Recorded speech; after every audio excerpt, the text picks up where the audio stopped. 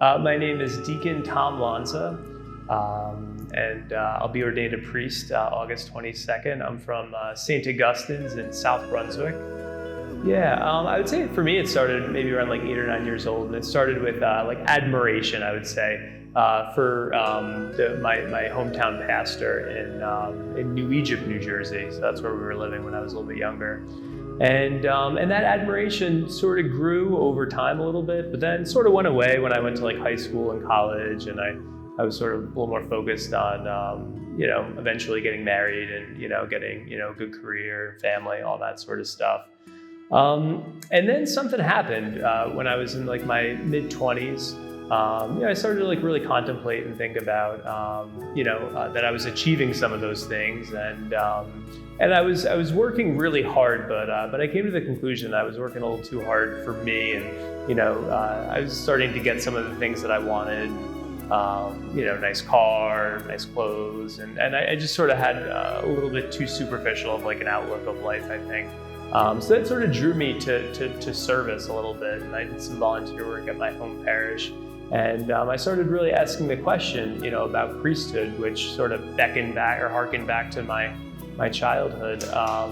It just sort of felt, I guess, the pit of my stomach, my heart, that I should at least look into this a little bit more. So I started just a conversation with my home parish. I actually went to confession. I hadn't been in like a year. And we started talking after that, and within a year I was accepted into the seminary, and I was like, now's the time. I'm like 27, 28 years old. I'm like, if I'm gonna look into this, if this is real, if this is truly God sort of moving my life in a direction toward priesthood, gotta check it out. So I do not do well with transition, so it was absolutely terrifying, like the whole like lead up to it. But once I got there, it was wonderful. And I have the Bishop Paul Bukowski was the one that sent me, the bishop right before Bishop Checchio, and it was the perfect seminary for me. I went down to St. Mary's in Baltimore, Maryland, and they really cater to guys that are in like their late 20s, early 30s, even guys that are a little bit older. I mean, we have guys that are on the younger side, but we really cater to more of a mature guy that's had a little bit of life experience. So immediately I fit right in with a couple of guys my age that dated, that worked for a couple of years. And it's really great to be a part of a community where you can, share your faith, share prayer, but also share similar life experiences and go out at night and hang out and, play sports together. So it was probably one of the best, 6 years of my life. It's actually a really funny story. So I remember after I spoke with my home pastor, Father Bob Lynham, he's the pastor at St. Augustine's, and my parents knew that I had been thinking of possibly, they knew I had just been thinking about things, and I was in a little bit of a transition with my career. And I'd been doing a lot of reading. I had read the biography of John Paul II that this guy George Weigel wrote. So I come home and I'm like all nervous and sweaty. I'm just like, I hope they take it well. Like, I'm not sure what they're gonna say. So I'm like, Mom, Dad, like, can you guys sit down? Like, I just, I have to share something with you. And they're all like freaking out, like, oh my gosh, what could this be? And my mom at this point, she's Presbyterian. So I sat down and I was like, I'm thinking about, going into the seminary and becoming a priest. My mom was like, how much is this gonna cost me? It was like just so funny. I was like, Mom, it's not gonna cost you anything.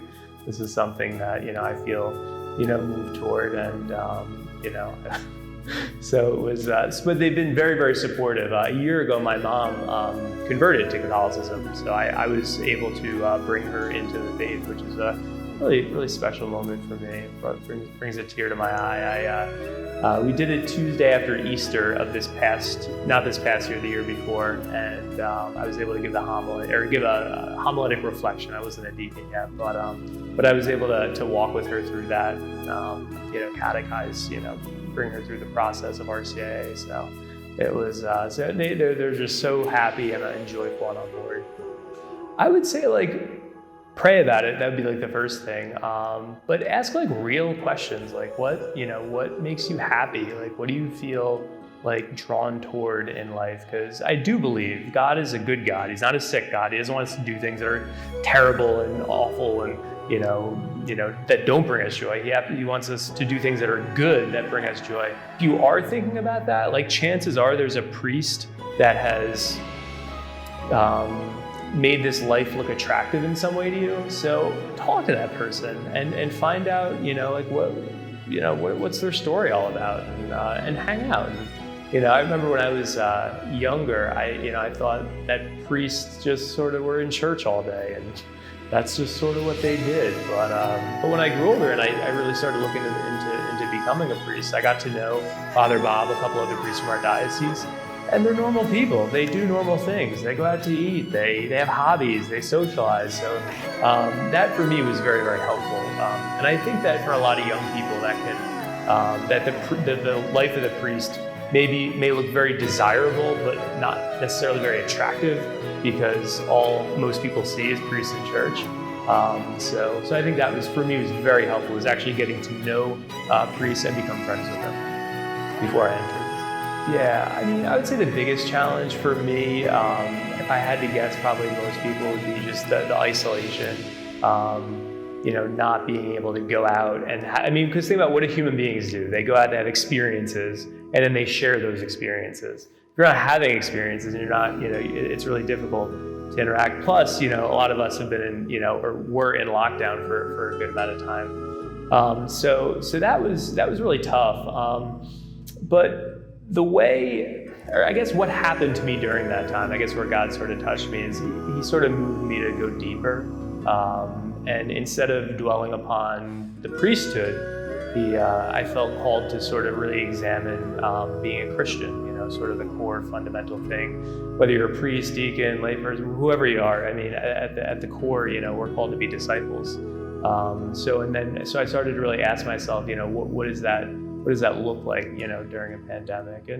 And there was some very, really fruitful prayer. It was very humbling, it's not about this big glorious day of ordination. It's about, how can I serve, amidst the pandemic? And a lot of us have found really creative ways through technology, creative ways to reach people. So I would say that the thing I'm most looking forward to, and the thing that I've really enjoyed doing as a deacon, is having those sacramental moments, those firsts, for people, baptisms, weddings.